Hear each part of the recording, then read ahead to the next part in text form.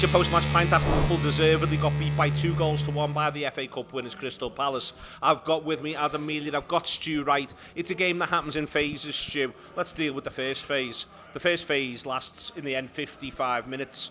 For 55 minutes, Liverpool are nowhere near good enough. Yeah, I mean, I hate them all today, Neil. You know what I mean? Like, there's nothing I wouldn't have done for these players, last season and at certain points this season where we've won games in the last minute. But that performance in the first half today, I mean, you talk about Canate offering him a new contract. At that point, I wouldn't have paid his bus fare to Real Madrid. I was ready to just set fire to the place. That was the level of performance I think that we saw in that first half. I thought it was arrogant. I thought it was misguided. I thought our shape was wrong. Their shape was great. We did nothing to... Their shape's no surprise. No, well, the reason why I'm so annoyed by our shit, there's times where the manager comes out post-match and he says, what's hard for us in first halves is people play a certain way against us and we don't quite know what to expect. Now, there may be small details that Crystal Palace have altered, don't get me wrong. And those small details are maybe worthy of a bit of analysis. But on the whole, Crystal Palace played 3-4, 2-1. The two in behind caused loads of problems. The one up top is an absolute nuisance and he's physical and he's imposing. And the two midfielders are clever. None of this is a surprise. Well, that's exactly why I'm so annoyed, mate, because... You know, none of what we saw there, as you said, was a surprise. We knew exactly how they were going to play in terms of shape. We knew exactly how they were going to play in terms of spirit at home. We know they've got good players. And I just don't think we did anything to solve those problems pre-game, during the game. I think we did something to solve the problems midway through the game at half-time, and it was a better second-half performance. But why are we giving ourselves such a mountain to climb?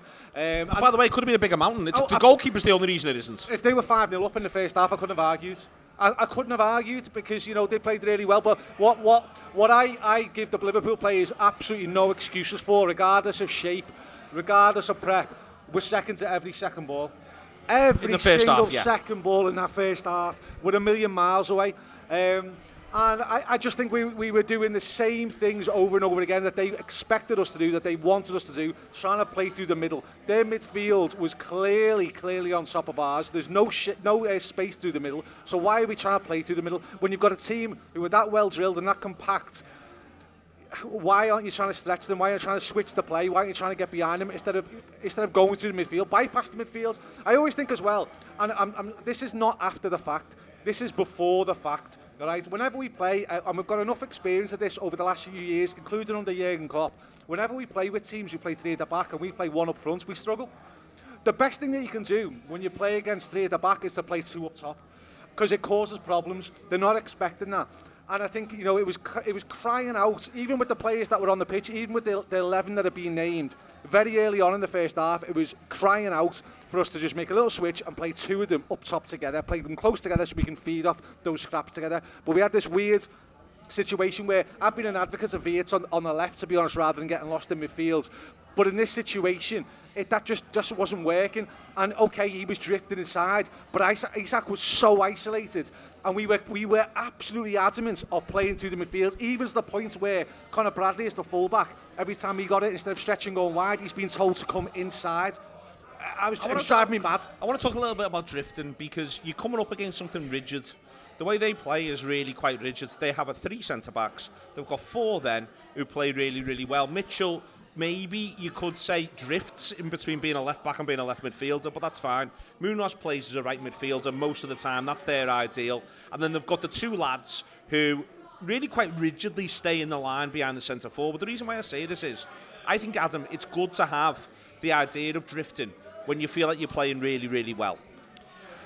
Yeah, I mean, there was nothing there in that first half to really hang your hat on.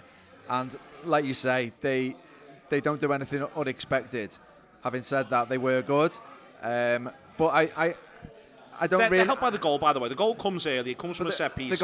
It's our error in 2 different ways. It's a referee's error, and then it's our error. Well, I was going to talk about before they score. I think we're bright, really, but it feels like a sucker punch. It feels like the thing that kept happening that was really infuriating for me is how much easier it was for them to carve out chances. I know they've got their low block, they're defending deep, we're not defending deep, but it was easy for them to win one thing in midfield and then be in.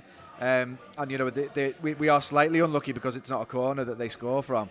YouTube Press the button, become a member of the Anfield Wrap from the heart of the city of Liverpool. The best way to enjoy all your Liverpool-based videos, everything you need, every single day. It is the Anfield Wrap.